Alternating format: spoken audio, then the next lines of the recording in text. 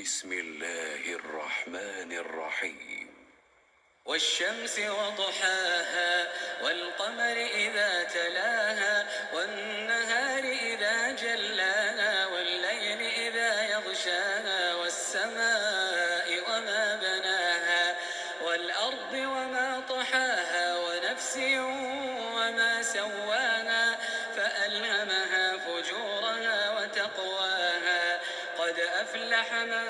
زكاها وقد خاب من دساها كذبت ثمود بطغواها إذ انبعث أشقاها فقال لهم رسول الله ناقة الله وسقياها فكذبوه فعقروها فدمدم عليهم ربهم بذنبهم فسواها